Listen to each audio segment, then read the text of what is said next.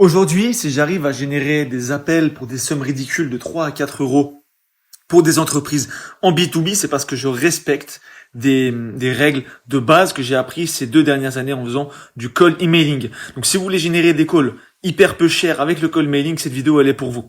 Le principe que je vais vous expliquer aujourd'hui, il est très simple, c'est la corrélation entre le volume et la qualité de ce que vous faites.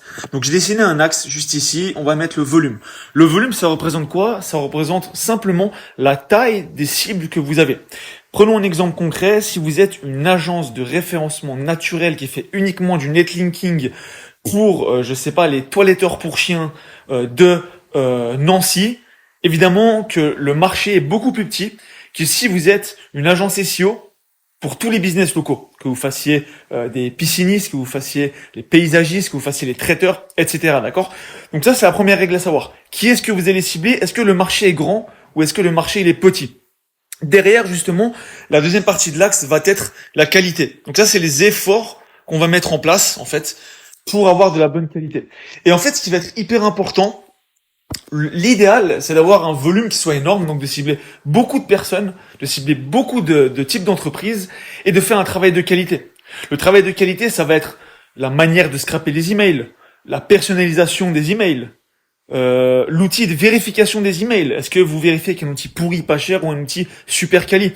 Tout ça, voilà. Le travail, en fait, si vous avez une énorme masse de cibles à avoir, l'idéal dans le cold mailing, ça va être de les tabasser en masse. Moi, c'est ce que je faisais pendant un moment. J'avais 500 adresses email, chacune envoyait 40 mails par jour. Je scrapais tous les concurrents de gros sites dans certains domaines et je bombardais toute la journée, je proposais un audit SEO.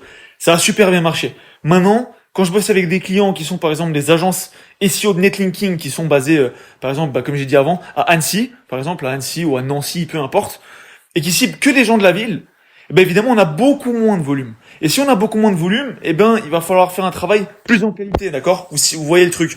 En gros, en volume, on serait là. Donc, du coup, en qualité, on va viser la meilleure qualité pour avoir le meilleur résultat possible, d'accord? Donc, gardez ce truc. Plus le marché est grand, plus vous pouvez vous permettre de faire de la merde. Plus le marché est petit, plus vous devez vraiment être quali et faire quelque chose de correct. Donc voilà, après, c'est propre à chacun.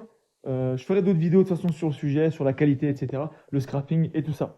Merci pour le visionnage, à très vite.